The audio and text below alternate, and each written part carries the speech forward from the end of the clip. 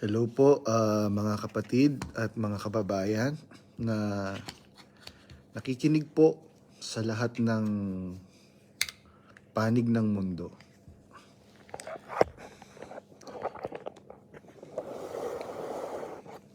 Muli po pagbati po ng kapayapaan at pag-ibig ng Panginoong Jesucristo at ng Diyos na makapangyarihan po sa lahat ang manatili sa atin pong lahat na mga nananampalataya.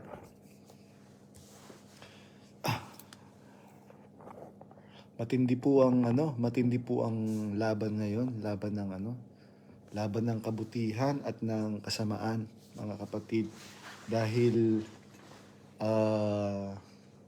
talagang yung pong kasinungalingan na ipinakakalat ni Daniel Rason. Matindi po, mga kapatid. At ako po, hindi po ako magpapatinag at titigil sa pagsasabi ko po ng katotohanan, mga kapatid. Una lang po yan na magagalit yung iba sa akin. Pero sooner or later, mga kapatid, you will understand yung ipinaglalaban ko po. Tandaan po natin, mga kapatid, sa lahat po ng mga nakikinig, na hindi po absolute yung pong pagkasangkapan ng Diyos sa isang tao. Tandaan po natin, yung pong mga taong kinasangkapan ng Diyos, binibigyan po ng Diyos ng free will. Meron pong tagubilin ang Diyos kay David, tandaan po natin yon. Ang sabi po ng Diyos sa pamamagitan ng propetang si Nathan kay Haring David, kung ikaw ay mananatiling tapat sa Diyos ng iyong mga magulang, itatatag ko ang iyong bayan, itatatag ko ang iyong kaharian, iingatan ko ang iyong binhi, sabi po ng Diyos kay Haring David, mga kapatid. Kaya ito pong sinasabi ng mga panatiko nating mga kapatid kay Daniel Rason, wala naman pong usapan dun eh. Kung si Daniel Rason sana ay nanatili doon sa aral, mga kapatid, mananatili po tayo dyan. At unang-una, mananatili ang Diyos dyan sa samahan na yan. Katunayan po, mga kapatid, na wala na po ang Diyos po dyan dahil hindi po nanatili si Daniel Rason sa bilin ng mga apostol, sa bilin ng kapatid na Eli. Ang sabi po ng apostol na si San Pablo, datapwat kahimat kami o isang anghel na mula sa langit, ang mangaral ng ibang ebanghelyo, iba sa aming ipinangaral sa inyo ay matakwil. Para po sa mga apostol, katakwil-takwil sa Diyos ang sino mang mangaral, kahit na isa mang anghel mula sa langit, ang mangaral ng ibang ebanghelyo, katakwil-takwil po yun. Sabi po ng apostol na si San Pablo. Katunayang katakwil-takwil po, ito pong si Daniel Rason ngayon. Napakarami po niyang ginagawa. Tandaan po natin, mga kapatid, ang hamon ko kay Daniel Rason sa debate, ang gagamitin ko lang na talata, isa lang. Gamitin niya na ang buong Biblia. Partida po yun, ha? Gamitin niya na ang buong Biblia. Ang gagamitin ko lang po sa debate namin, isang talata lang. Kung papaanong ipinahiya ng Diyos sa pamamagitan ng batang David ang mga Filisteo at si Goliat na higante sa pamamagitan ng paghagis ng batang David ng isang bato. Ganon din po ang gagawin ng Diyos ngayon, mga kapatid. Gagamit po siya ng isang talata lang upang patunayan sa buong mundo na itong si Daniel Rason na ito ay isang kampon ni Satanas, mga kapatid. Tandaan po natin, meron ngang kampon ni Satanas. Ayan, narinig niyo po yung gumalabog. Wala naman pong tao. Nagulat ako eh. Mga kapatid, tandaan po ninyo mga kapatid, ako po ngayon, lalo akong tumapang. Dati, matatakutin po ako mga kapatid. Pero sabi ni Brad Eli, ang anghel ng Panginoon ay umahantong sa buong palibot ng nangatatakot sa Kanya at ipinagsasanggalang sila. Kaya ako po ngayon, kahit ako mag-isa nakatira dito sa building na to, na yung pong kwarto ko dun sa sa pinakataas na building.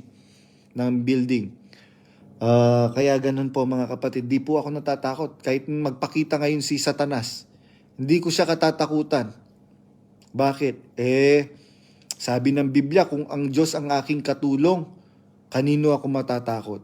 Kahit magpatong-patong pa kayo, Daniel Rason, kung papaanong ipinahiya ng Diyos ng Israel ang mga Filisteo sa pangunguna ng higanting si Goliat, ipinahiya ng Diyos ang mga Filisteo sa isang bata, si Batang David, mga kapatid. At nung ihagis ng Batang David ang isang bato, inihagis niyang may buong pananampalataya at nang may buong pagtitiwala sa Diyos.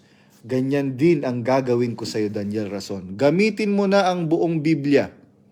Tandaan mo, Daniel Rason, si Satanas man, nung tinutokso niya ang Panginoong Hesukristo sa kanyang pag-aayuno sa ilang, gumamit din ng talata, gumamit din ng mga salita ng Diyos. Itong si Satanas. Kaya wag mong ipagmalaki yung paggamit mo ng mga talata na yan. Tandaan mo si Satanas man, gumagamit ng talata noong kanyang tinutokso ang Panginoong Hesukristo. Kung ikaw ang anak ng Diyos, magpatihulog ka dyan. Hindi ba nasusulat na magsusugo siya ng laksa-laksang anghel upang ingatan ka? Kung ikaw ang anak ng Diyos, gawin mong tinapay itong bato na to. Ano ang sabi ng banal na kasulatan? Anong sabi ng Panginoong Hesukristo? Satanas, nasusulat. Ano bang nasusulat? Alam niyo yan mga kapatid.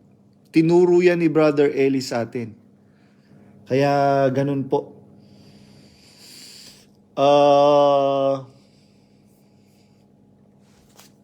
Sabi ng Biblia, nasusulat, huwag mong tutuksuhin ang Panginoon mong Diyos.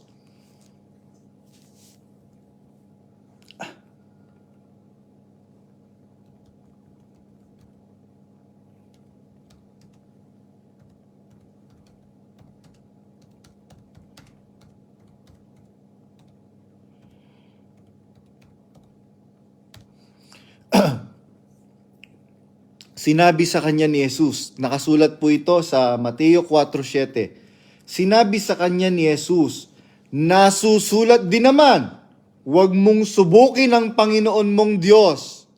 Kaya may katunayan tayo mga kapatid na si Satanas man, ginagamit niya ang salita ng Diyos upang iligaw mismo pati ang anak ng Diyos, mga kapatid. Hindi po ba ang sabi ni Satanas, magpatira pa ka sa akin, ibibigay ko sa iyo ang lahat ng iyong mga nakikita, sabi ni Satanas. Kaya ganun po mga kapatid ang nangyayari ngayon. Ito po ay hindi ko po laban. Laban po ito ng panig ng katwiran. Mahiya ka at kahiya-hiya ka, Daniel Rason. Itong minamaliit-maliit mo na to, ito ang kakasangkapanin ng Diyos upang ipahiya ka sa buong mundo, mga kapatid. Yan po ang akin pong masasabi po sa inyo. Di po ba? Sinasabi niya po sa mga pagkakatipon, sa pasalamat. Kung galing lang naman at galing ang sa pagsasalita, abay mas magaling naman ako sa iyo. Of course, there's no point of argument in that matter. Dahil karir mo yan, pinag-aralan mo yan. Ako, hindi naman ako nakapagtapos ng kolehiyo. Pero it does not show anymore right now. Kahit yung pinag-aralan mo, tinatanggal na ng Diyos unti-unti sa'yo. Kung pakikinggan at pakikinggan lang, bay, mas pakikinggan naman ako kumpara sa'yo. Of course, there's no point of argument in that matter. Because dapat sana talaga, ikaw naman talaga ang dapat pakinggan ng kapatiran na napagkamatayan ng kapatid na Soriano. Dahil ikaw ang binilinan na dapat sana lilingap sa kapatiran. Pero hindi ganun ang nangyari. Tinraidor mo, unang-una ang Diyos. Ikalawa, tinraidor mo si Brother Eli Soriano na nagtiwala sa iyo ng may buong pananampalataya na lilingapin mo ang kapatiran. Kaya nga ang sabi ng kapatid na Eli, bago siya mamatay, ang tiwala ko mga kapatid at ang pananalig ko sa Diyos, aakayin po kayo ni kapatid na Daniel sa inyong kaligtasan. Pero hindi po tayo inaakay ngayon nitong Daniel Rason na ito. Biruin mo, Daniel Rason, papayagan mo na fiesta ng Diyos, pinayagan mo yung isang float na meron mong rebulto. Kasuklam-suklam yan sa Diyos. Tandaan nyo po mga kapatid, ang utos po ng Diyos sa Biblia, huwag kang gagawa para sa iyo ng anumang larawan, nakawangis ng anumang bagay na nasa itaas, sa langit, nasa lupa, at nasa ilalim ng lupa. The fact na yung paggawa ng larawang inanyuan, kasuklam-suklam na yan sa Diyos. Kahit sabihin mong hindi naman namin sinasamba, hindi naman namin yan, yung fact pa lang na gumawa ka, pinayagan mo, pinahintulutan mo na igawa ka ng rebulto at ipinarada sa fiesta ng Diyos. Kasuklam-suklam yan sa Diyos. Biruin mo, fiesta ng Diyos, rebulto mo yung Bakit? Ikaw ba ang Diyos? Nagpapakilala kang Diyos? Kasumpa-sumpa ka sa Diyos, Daniel Rason. Kasumpa-sumpa ka sa Diyos. Tapos, pinayagan mo yung si Sunny Catan na igawa ka ng kanta na Mahal na Kuya. Hindi na ako magtataka. Itong si Sunny Catan, isa pa yung isusumpa ng Diyos. Katunayang sinusumpa siya ng Diyos. 3 cancer yung sakit niya, di ba? Mga kapatid, sumpayan ng Diyos sa kanya. Kaya ikaw, Sunny Catan, kung hindi ka magbabago, isa ka sa mga nangunguna kay Satanas na ihahagi sa impyerno. Tandaan nyo po yan, mga kapatid, nasa aklat ng Apokalipsis, yung Antikristo, mauuna pa yung ihagi sa dagatang apoy kaysa kay Satanas. Kaya ano po ang sabi mga kapatid ng Biblia sa Apokalipsis 18:4? Magsilabas kayo sa kanya, bayan ko, upang wag kayong madamay sa kanyang mga kasalanan at upang wag kayong makabahagi sa kanyang mga salot. Kaya mga kapatid, yung pong nararamdaman po ninyo na yan, valid po yan. Ipinararamdam po ng Diyos sa inyo yan. Maraming mga kapatid, kaya pala ako ayaw kong bumili ng ticket. Kaya pala ako, meron akong mga tanong. Valid po yan. Hindi po espiritu ni Satanas ang dumidikta po sa inyo sa mga bagay na yan mga kapatid. Espiritu po yan ng Diyos na nagpapatunay kayo po ay bahagi nung sinasabi ng Biblia na bayan ng Diyos, mga kapatid. Kaya kapag ka po nanatili po kayo dyan, madadamay po kayo sa mga kasalanan ng mga nangunguna dyan, lalo na si Daniel Rason. At makakabahagi kayo sa mga salot na kanilang sasapitin, mga kapatid, kung hindi po kayo aalis dyan. Ngayon, ang tanong nila, saan mo naman dadalhin? Wala akong karapatan upang magdala sa kahit na sino man. Tandaan po natin, mga kapatid, ang sabi po ng Biblia,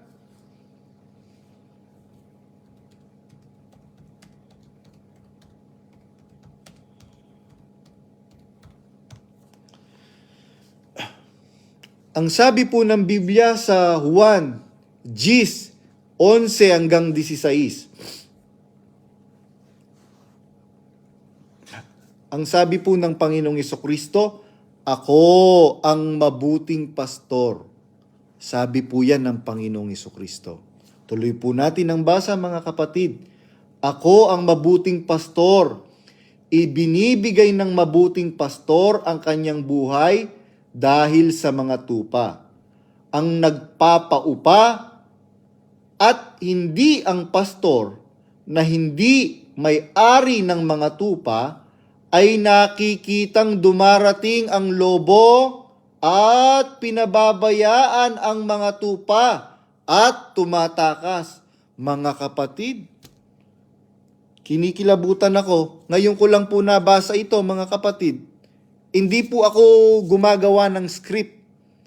Mga kapatid, nagja-jot down lang ako dahil dun sa mga pointers na naririnig ko kay Daniel Rason na labag sa salita ng Diyos. Ngayon ko lang po naalala ko lang po itong talata, sabi ng Biblia, ako ang mabuting pastor. Kaya hindi ko na nga po dinadala yung Biblia ko eh. Kasi it will take too much time para alugugin ko po ang Biblia. Samantalang dito sa laptop, itatype mo lang po ang keyword. Lilitaw na. Ayan po, mga kapatid, basahin po ninyo sa inyong mga Biblia. 1 Gis 16 ang 11 hanggang 16. Babasahin ko po uli, mga kapatid. Yan po mismo ang nangyayari ngayon sa pamumuno ni Daniel Rason. Ako ang mabuting pastor. Ang nagsasalita po dito ang ating pong Panginoong Jesucristo, mga kapatid. Ang sabi po niya, ako ang mabuting pastor. Ibinibigay ng mabuting pastor ang kanyang buhay dahil sa mga tupa. Ang nagpapaupa at hindi ang pastor na hindi may-ari ng mga tupa ay nakikitang dumarating ang lobo at pinababayaan ang mga tupa at tumatakas. Ganyan po ang ginagawa ngayon ni Daniel Rason dahil hindi po talaga siya pastor. Lobo po siya, mga kapatid. Pinababayaan nung hindi talaga pastor yung mga tupa na umaalis, mga kapatid. Bakit? Ayaw nyo sa iglesia? Go ahead, make my day. Kaya ngayon, ang sabi niya, bakit ko pa dudumihan ang aking mga kamay to dignify that person? Hindi mo nga ako mapangalanan, Daniel Rason eh. Bakit takot mo akong pangalanan sa harap ng mga kapatid?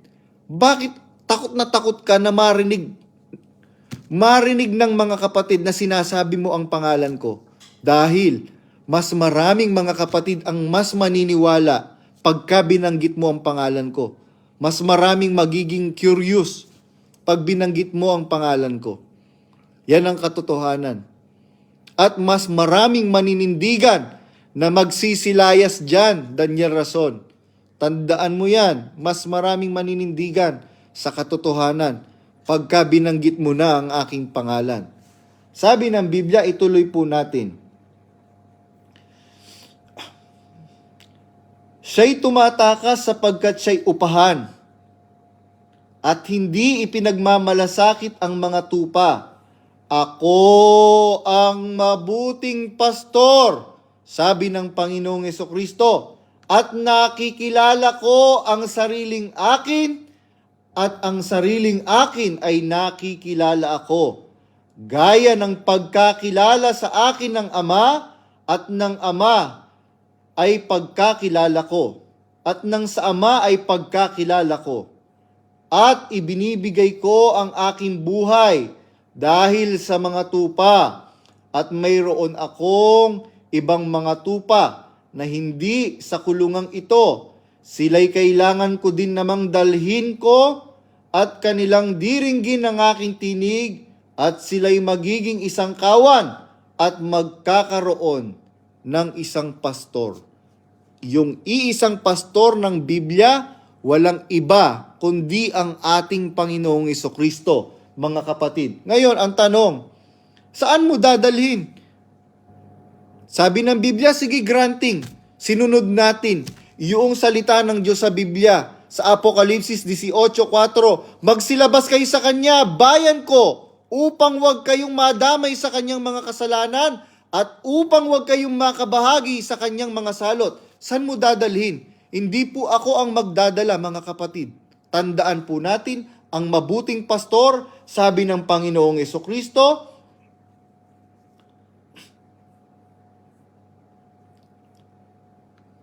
at nakikilala ng mga tupa ang aking tinig. Alam po natin kung sino yung ating pastor, mga kapatid. Definitely, hindi itong si Daniel Rason. Kaya, how dare you, Daniel Rason, to replace our Lord Jesus Christ. Biruin mo, angkinin mo, yung titulo na ikaw yung pastor. How dare you, Daniel Rason. Hindi ikaw yon, Daniel Rason. Dahil ang paa ng Panginoong Hesukristo, malinis at mabango. Sabi ng Biblia, mga kapatid, paano mo lilinisin yung paa ng mga apostol kung ikaw mismo marumi yung paa mo? The fact na nililinis ng Panginoong Hesukristo yung paa ng kanyang mga apostol, pagkatapos niyang nilinis, hinalikan niya isa-isa ang paa ng kanyang mga apostol. Nagpapatunay na malinis literal at malinis espiritual ang paa ng mga taong kasangkapan ng Diyos sa pagbabandila ng kanyang katotohanan. Ang sabi ng Biblia sa Roma, anong pagkaganda-ganda ng paa niyaong nagdadala ng magagandang balita. Spiritually speaking and literally speaking, physically speaking, yung paa ng taong kasangkapan ng Diyos, malinis at mabango. Mga kapatid, ngayon, ang tanong, saan natin dadalhin? Yun po yung tanong sa akin magtatayo ka ba ng sarili mong iglesia? Sabi ko, bakit ako magtatayo ng sarili kong iglesia? Nakatayo ang iglesia. Ang nagtayo mismo, ang Diyos, sa pamamagitan ng kanyang bugtong na anak na si Hesukristo. Sabi niya kay Pedro, sinasabi ko ngayon na ikaw ay Pedro, at sa ibabaw ng batong ito, itatayo ko ang aking iglesia at ang pintuan ng Hades ay hindi mananaig dito. Saan po natin dadalhin? Ang sabi po ng Panginoong Hesukristo,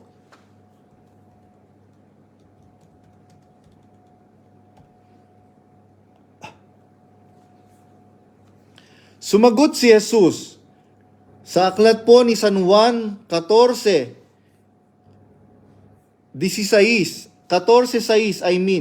ang sabi po ng Biblia, sumagot si Jesus, ako ang daan, ang katotohanan, at ang buhay. Walang makakarating sa Ama kung hindi sa pamamagitan ko. I am the way, the truth, and the life. No one comes to the Father except through me. Yan po ang malinaw na sinasabi ng banal na kasulatan, mga kapatid, saan tayo pupunta? Pumunta tayo kay Kristo, mga kapatid. Ang sabi ng Panginoong Hesukristo, ako ang daan, ang katotohanan at ang buhay. Kaya nga ang sabi po niya sa babaeng Samaritana,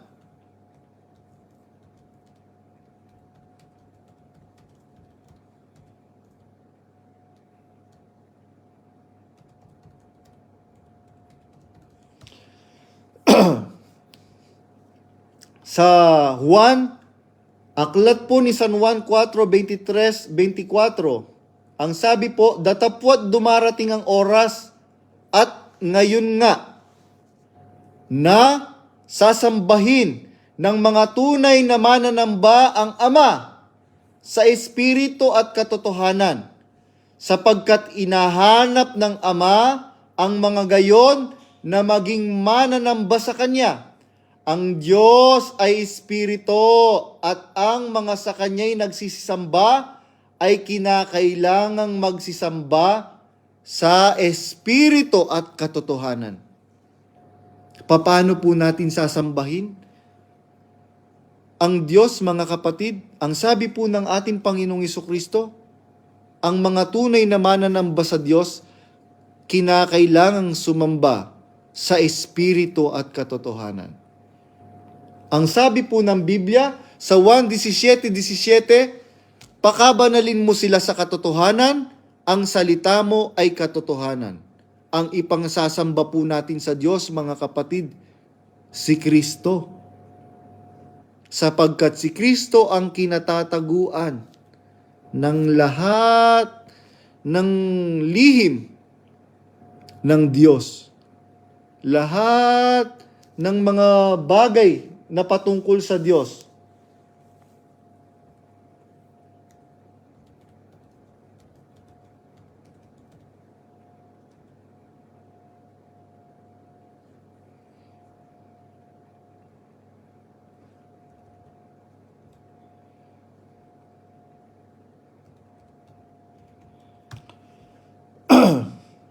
Nasa Kolosas po 2, Kapitulo 2, versikulo 2 hanggang 4. Ang sabi po ng Biblia, upang mga aliw ang kanilang mga puso sa kanilang pagkakalakip sa pag-ibig at sa lahat ng mga kayamanan ng lubos na katiwasayan ng pagkaunawa upang makilala nila ang hiwaga ng Diyos sa makatwid bagay si Kristo, na siyang kinatataguan ng lahat ng mga kayamanan, ng karunungan at ng kaalaman. Mga kapatid, ang Panginoong Hesukristo, ang daan po natin upang masamba po natin ang Diyos. Walang ibang daan, mga kapatid. Kaya ang sabi po ng kapatid na Eli, kahit sino ang mag-claim na sila'y sa Diyos, kailangan mapatunayan yun. Tandaan po natin, mga kapatid, ang isang tao na sinugo ng Diyos, hindi po absolute. Hindi absolutamente na como kinasangkapan siya ng Diyos habang buhay, kasangkapan siya ng Diyos. Tandaan po natin, si Haring Solomon na pinakamatalinong taong nabuhay sa balat ng lupa, na pinakamayamang tao na nabuhay sa balat ng lupa, dumating po ang punto, mga kapatid, na itinakwil po siya ng Diyos. Bakit? Hindi po siya nanatiling tapat sa tipanan ng kanyang mga magulang, sa tipanan ng kanyang amang si David, upang manatili sa pagtatapat sa Diyos. Nailigaw, mga kapatid. Hindi ko mo iniligaw po siya. Ano po kasi yun meron po tayong free will. Kaya po siya itinakwil ng Diyos, si Haring Solomon, mga kapatid. Willingly, sumamba po siya sa ibang Diyos na iba sa Diyos ng kanyang mga magulang. Ganyan po ang nangyayari kay Daniel Rason, mga kapatid. kung sana ay nanatili po siya sa bilin ng Diyos. Sabi po ng bilin ng Diyos sa pamamagitan ni San Pablo na apostol. Sabi po ng Biblia, datapwat kahimat kami o isa mang anghel na mula sa langit. Ang mangaral ng ibang ebanghelyo, iba sa aming ipinangaral sa inyo ay matakwil. Ito pong si Daniel Rason, mga kapatid, ay katakwil-takwil. Ngayon, kung tayo po, kayo ay mananatili dyan, ano po ang sabi ng Diyos? Sa Apokalipsis 18:4, magsilabas kayo sa Kanya, bayan ko, upang wag kayong madamay sa Kanyang mga kasalanan, at upang wag kayong makabahagi sa Kanyang mga salot. Paglabas po natin, gagabayan po tayo ngayon ng ating Panginoong Jesucristo na iisang pastor, iisang mabuting pastor na ipinapakilala ng Biblia. Titipunin niya po tayo. Saan niya po tayo titipunin? Sa Kanyang paglingap. Mga kapatid, sabi ng Biblia, dumarating ang araw at ngayon nga, nasasambahin ng mga tunay na mga mananamba ang Diyos sa espiritu at katotohanan. Ang sabi po ng kapatid na Eli, there are so many form of worshiping God. Hindi nakakonfine yan, mga kapatid. Kaya nga sabi nga ng Panginoong Jesucristo dun sa babaeng Samaritana, hindi na natin kailangang pumunta pa sa templo upang sambay ng Diyos. Hindi na natin kailangang umakyat pa sa mga bundok upang sambay ng Diyos. Kaya yun, mga kapatid, magulang ka, ginampanan mo ang iyong katungkulan sa iyong sambahayan. Ang sabi ng Biblia, ang hindi nagkakandili sa kanyang sariling sambahayan, tumanggi siya sa pananampalataya. Mas masaol pa siya kaysa sa hindi sumasampalataya.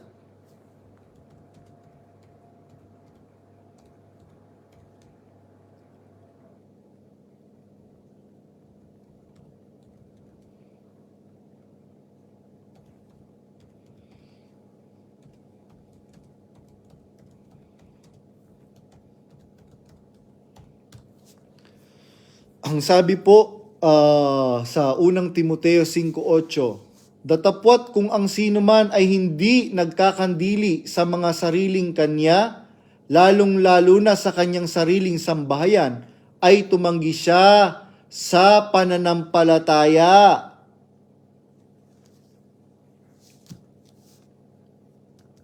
At lalong masama kaysa hindi sumasampalataya. Mas matindi po ang kasamaan ng isang sumasampalataya na hindi nagkakandili sa kanyang sarili at sa kanyang sariling sambahayan. Sa mga sariling kanya at sa kanyang sariling sambahayan, mas masaol pa po yun, mas masama pa po yun, mga kapatid, kaysa hindi sumasampalataya. Kaya itong Daniel Rason na ito, kalaban talaga ng Diyos. Bakit? Biruin mo, kung ano-anong pinagsasabi mo na bakit ko dudumihan ang aking mga kamay? Why would I dignify that person? Iba na nga ang sinasabi niya. Talagang iba ang sasabihin ko kesa sa sasabihin mo, Daniel Rason. Dahil ang sasabihin ko, yung bilin ng mga apostol, yung salita ng Panginoong Jesucristo. Sabi ng Panginoong Jesucristo, sa abanyo, mga iskriba at mga pariseo, mga mapagpaimbabaw. Kaya yan po ang nangyayari ngayon, mga kapatid. Woe unto you. Sabi ng Biblia. Sabi ng banal na kasulatan sa Mateo, pagka ikaw ay maglilimos, ito muna, mga kapatid. Sabi ng Biblia, sa abanyo, mga iskriba at mga pariseo, mga mapagpaimbabaw, sapagkat nangagbibigay kayo ng saikapo, ng niyerba buena at ng anis at ng komino, at inyong pinababayaang di ginagawa ang lalong mahalagang bagay ng kautusan. Alin yon? Na dili ibat ang ang katarungan, at ang pagkahabag, at ang pananampalataya. Wala pong pagkahabag ngayon dyan sa MCGI, mga kapatid. Wala pong katarungan ngayon dyan. There is so much injustices sa pamumuno ni Daniel Rason. There is so much hatred and chaos in the leadership of Mr. Daniel Rason. To all my brothers and sisters around the world who cannot understand our native language in the Philippines, it is clearly written in the book of Matthew chapter 23, verse 23 and 39. We can clearly see that there is so much injustices in the administration of Daniel Rason. There is so much chaos and hatred in the administration of Mr. Daniel Rason. Because the Lord Jesus Christ said in the scripture, love thy enemy. How will you love your enemy? Love your enemy if they are hungry. Feed them with the food that can be eaten, with a drink that can be drink. Ganun po, mga kapatid. Very opposite po si Daniel Rason sa mga apostol, samantalang ang Panginoong Jesucristo, nung huhulihin po siya sa hardin ng Getsemania, dahil sa matinding pag-ibig ni San Pedro sa kanyang Panginoon, sa ating Panginoong Jesucristo, kinuha po niya yung tabak ni Malco at tinagpas yung tenga ni Malco. Ang sagot po ba ng Panginoong Jesucristo? Sige Pedro, tagain mo yung ulo. Sige Pedro, balatan mo ng buhay. Sige Pedro, pagulungin mo sa talim na yan. Yan po ang sinasabi ni Daniel Rason, di po ba, sa mga pasalamat, sa mga pagkakatipon. Pero ang sabi po ng Panginoong Jesucristo, Pedro, isauli mo ang tabak sa kanyang kinalalagyan, sapagkat ang nabubuhay sa tabak mamamatay. Kaya ganun po, mga kapatid, isa sa mga winika ng Panginoong Jesucristo bago siya malagutan ng hininga sa kanyang pagkabayubay sa krus, yung pong tinatawag nilang 7 palabras, the 7 last words of our Lord Jesus Christ. Ang sabi niya, Ama, patawarin mo sila sapagkat hindi nila nalalaman ang kanilang ginagawa. Mga kapatid, hindi po ito lapat kay Daniel Rason because he has full accountability and full knowledge to what is happening inside the church. Pero, pinapabayaan niya po, mga kapatid. Kaya, mga kapatid, kay Kristo Jesus, na kung tayo po, if we acknowledge that we are part of the nation of God, the people of God, let us all hearken the word of God in the Bible. It is written in the book of Revelation, chapter 18, verse 4. Go out of ye, my people. We are instructed by the words of God in the Bible, which is written in the book of Revelation, chapter 18, verse 4. The Bible said, Come out of her, my people, so that you will not share in her sins, so that you will not receive any of her plagues. If we will not hearken the words of God in the Bible, we will be partaker of the damnation and the sins and the plagues of that harlot, which is clearly the administration of Daniel Rason. Because clearly, while his wife, Arlene Razon, still married to his to her Japanese husband, Daniel Razon took Arlene Razon.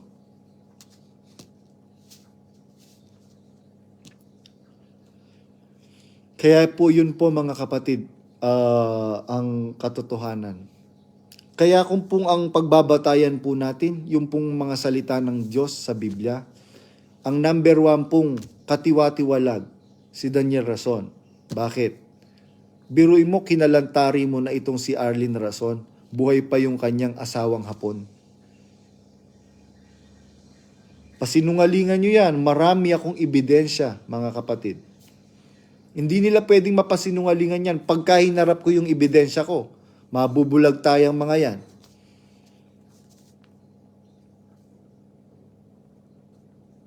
Sino po ang ikalawang ititiwalag? Yung kanyang tatay na babaero. Hanggang ngayon, nambababae po siya. Nabasa ko po yung message. 2023 po yun. 2023. 2025 lang po ngayon. And, yung si Reyes sa Sundoncillo na nagbabanal-banalan, na nagkakalat ng naghahanap daw ako ng damay sa kalagim-lagim na sasapitin ko. Di ba, Reyes sa Sundoncillo, kasama ka sa mga naniktik kay Dan Razon noong iko-convoy nyo siya na hahanapin nyo kung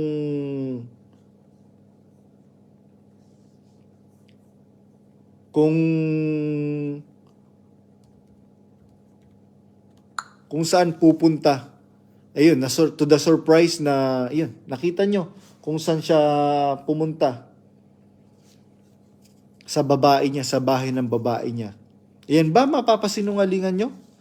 Ikalawang ititiwalag, yung bunso niyang kapatid ni Daniel Razon, drug addict. Ano pa? Nambababae. Ano pa? Nagkakasino. Bawal yan sa iglesia. Ikaapat, sino? Yung kanyang nanay na impakta. Napakarami ng natisod niyan. Alam niyo po ba kung gaano kabigat sa Biblia yung makapagpatisod ng isang kapatid ni Kristo? Mas maigi pa, sabi ng Biblia, nasabitan ng batingaw na bato at ipasubha sa dagat upang wag nang makita. Ganon kabigat mga kapatid ang makapagpatisod ng isang kaluluwang sumasampalataya sa Diyos. Ikalima, sino? Yung kanyang panganay, yung kanyang Daniel Razon Jr. Hindi ba malaking kasalanan sa batas ng tao na yung ginawa mo? Nilagyan mo ng pampatulog yung iniinom ninyong red wine na ipinainom mo kay Ramon Espanyol. Nakatulog yung pobreng bata. Nung naalimpungatan siya, nagulat na lang siya, nakasubo na yung iyong bunganga, Daniel Razon Jr. Sa pag-aari ni Brad Ramon Espanyol. Ika-6, sinong ika-6 na katiwa-tiwalag? Yung iyong asawa, Daniel Razon. Buhay pa yung kanyang asawang Hapon, sumama na siya sa'yo. Bakit? Mas marami nga namang pera sa'yo. Biro mo, ka ng isang reliyon. Kaya hindi na tayo magtataka mga kapatid na yung shares of stock ng KDR Group of Company, ang 80% nakapangalan kay Arlene Pokpok Japayuki Razon. Wala ka namang contribution. Sabi nga nung isang kapatid, nahahalayan ako, Brad Badong, pagka sinasabi nila sa pasalamat. Salamat po sa Diyos, Brad Daniel Razon. Salamat po sa Diyos, Ate Arlene Razon. Ano ba ang iyong naging bahagi sa iglesia? Arlin Pokpok Japayuki Rason. Ang naging bahagi mo lang, magaling ka sa kama. Kung papaanong sinayawan ni Herodias, nung anak ni Herodias, si Herodes. Kaya nga po napugot yung ulo ni San Juan Bautista eh. Ginalingan masyado nung anak ni Herodias yung kanyang paggiling kay Herodes. Huwag po kayong magagalit mga kapatid sa akin. Ngayon kung magalit po kayo, okay lang po yan. Sooner or later, you will find the truth and the truth shall set you free. Yun lamang po mga kapatid sa pagkakataong ito. Baka po meron pong gustong mga magtanong or umakyat. Meron po bang gustong umakyat dito sa live? Babasahin po natin ang mga nanonood pa lang ako ng previous live mo kahapon, sabi ni Brother Tom Gabriel Cuando. Tuloy-tuloy lang po bro, marami din soon maliliwanagan. Hi bro, sabi ni Atara Diadem. Sabi ni Anaya, salamat po sa Diyos, malaya na pong nakakapanood ng live mo, Brad Badong.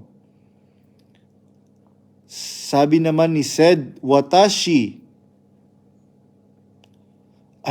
Sabi ni Sed Watashi, kawawa mga nabulag ni Razon. Hais. Sabi naman po ni Brother Bong Floresca Lipio. Sabi ni KDR, ayaw daw niya na madumihan kamay niya sa pagtitiwalag sa iyo, Brad Badong. Talagang lalong madudumihan kamay niya sa pagtitiwalag sa taong hindi naman kailangan na itiwalag. Amen. Tingnan niyo po yung kamay niya, may mga kulugo mga kapatid.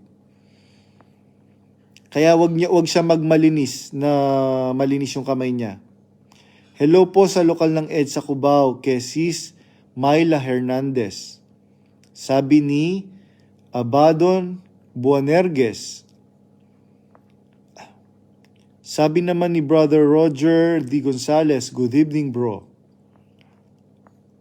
Ang tapang sa pulpito niya, di ka naman maharap bro. Duwag, di ba? Ni banggitin yung pangalan ko nga po, hindi niya mabanggit eh. Humarap pa po kaya? Daniela Mondragon, kahit wag na po siyang magpatanong, harapin na lang po kayo niya kung may malasakit pa siya sa miyembro. Pero di mangyayari yun. Litaw na litaw at mahahalata ang kasinungalingan niya at mag-aalisan miyembro.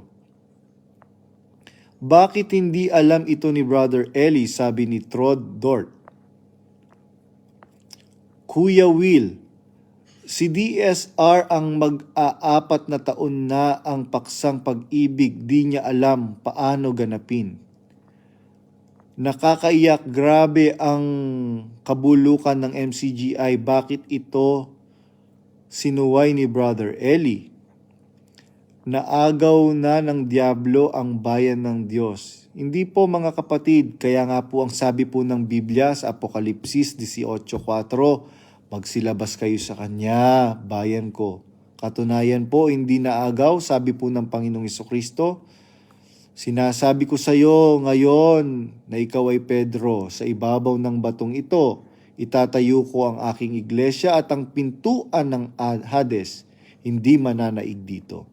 Gusto nila ang member tapat, pati nga kabuhayan, inaalam nila pero sila pala ang dapat na nila i-lifestyle check. Watching from Mexico, sabi ni Avel Marino. Sa Brazil po ba merong babae si Dan Razon? Hindi ko po alam, brother. Sabi ni Brother Ronnie Kipoy de Rosario, late po ako. Sabi ni Brother A.I. Aquino, mga nagmamalinis pero sila pala ang batik ng iglesia. Sa bagay, Yang familia na yan ni Soriano, marami din ako naririnig na mga ginawa yan dun pa sa Suhay. Yung ama ni Bes, dating secretary treasurer yon. May mga narinig ako ginawa yun kaya inalis ng matandang Perez. Hindi po siya inalis ng kapatid na Perez, brother. Mali po kayo sa information niyo po na yan. From Anya ko, bro, ano po ba dahilan bakit muntikan ng magsuntukan si Nakapulong at si Ulysses? Dahil po ang gusto po ni Brother Eli, magstay po sila doon para maturuan si Daniel Rason sa Biblia at sa pagresolba sa mga problema ng mga kapatid. Kaya lang po ito pong si Daniel Rason, makalaman po. At gusto niya maging bida-bida. Kaya po umuwi po sila sa Pilipinas. Yun po mga kapatid. At siguro po hanggang dyan lang po. 11:42 AM na po dito. Kailangan ko na pong naglinis na po ako kaninang umaga, nagtrabaho. Though ang sabi naman po ng aking boss, kung wala ka namang gagawin, magpahinga ka lang. Sabing ganyan ng boss ko. Yung po ang salita ng boss ko. Muli po mga kapatid, hanggang dyan po muna. Salamat po sa Diyos. Kagabi po hindi ako nakapag live dahil nagkaroon po ng problema sa internet connection namin. Tapos palagi pong may brown out. Kung wala pong aakyat at makikipag-usap, hanggang dyan lang po muna mga kapatid para yung pong ibang mga kapatid na hindi po makapanood ng live video ko, makapanood po mga kapatid. Dahil marered tag po sila, masususpindi. Meron po silang mga iniingatan pa na mga mahal nila sa buhay na panatiko pa mga kapatid. Muli po, pagbati po ng pag-ibig at ng kapayapaan mula po sa Diyos at sa Kristo ng Diyos. Amen.